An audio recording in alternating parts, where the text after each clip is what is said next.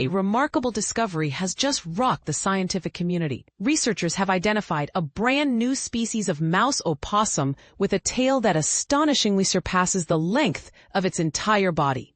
But here's where it gets controversial. This isn't merely a subspecies or a minor variation. It stands as an entirely distinct species, challenging our understanding of biodiversity in the Andes. This fascinating marsupial was found high up at 8,740 feet, 2,660 meters in the eastern Andes of Peru, and was documented in a peer-reviewed study that confirmed its unique status. The discovery took place inside Río Abiseo National Park, a UNESCO World Heritage Site known not only for its breathtaking cloud forests and high-altitude grasslands, but also for its rich archaeological heritage.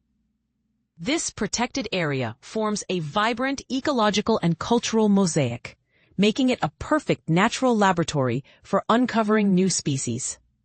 Named Marmosa chachapoya, this mouse opossum joins a diverse genus spread widely across the Americas.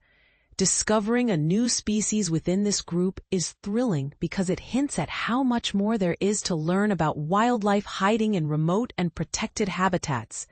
The research was spearheaded by Sylvia E. Pavon, a museum curator at Cal Poly Humboldt, who collaborated closely with Peruvian scientists and experts from the American Museum of Natural History. Their approach combined meticulous physical examination with cutting-edge genetic analysis, a thorough process that avoided guesses or superficial judgments. The initial specimen was captured back in 2018 in the upper montane rainforest part of Río Abiseo National Park. This discovery shines a spotlight on the power of modern DNA barcoding, a technique widely embraced since 2003 that identifies species through specific short gene sequences. This method complements traditional anatomical studies with concrete genetic evidence, ensuring a consistent species identification process worldwide.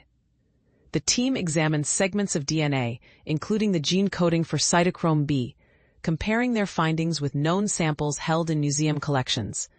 This science-backed approach confirmed that Marmosa chachapoya, while related to species like Marmosa lepida and Marmosa andersoni, is genetically distinct enough to be classified as new. To put it in perspective, the DNA difference with its closest relative is around 8%, a substantial gap that signifies long-term evolutionary separation. However, DNA wasn't the whole story. The team also carefully noted physical traits that set this marsupial apart. For instance, it has a notably long and narrow face, with a tail longer than the combined length of its head and body, a feature typical of their nimble climbing behavior. Specific features, such as a very long premaxillary process and the absence of postorbital processes in the skull, further distinguish this species.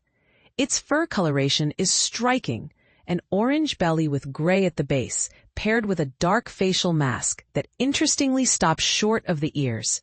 The eastern Andes have long been recognized as a hotspot for species found nowhere else, a phenomenon biologists call endemism.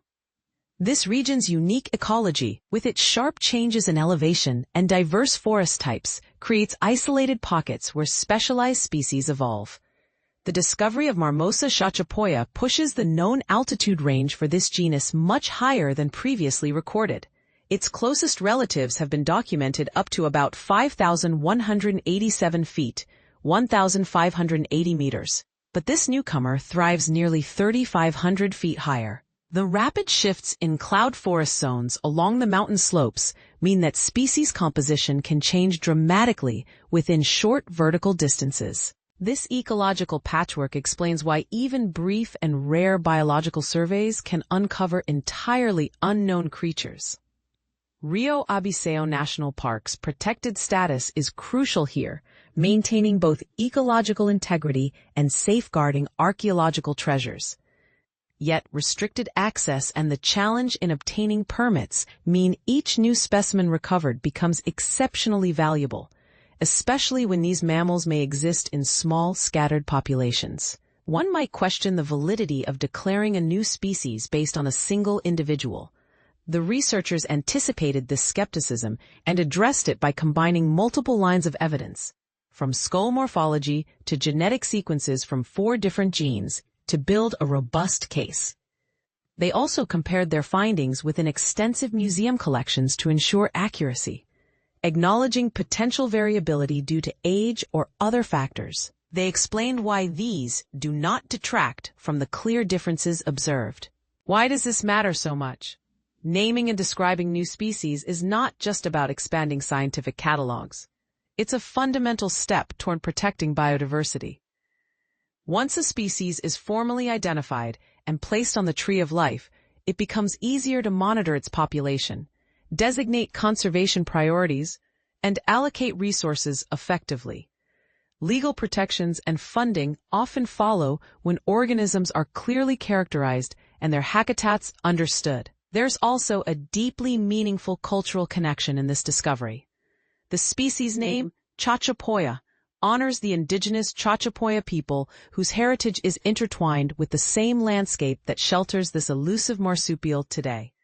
Future expeditions are slated to find more individuals and map their exact range between the Marañón and Huallaga rivers, determining whether this species is confined to a tiny area or spread more broadly across the cloud forests.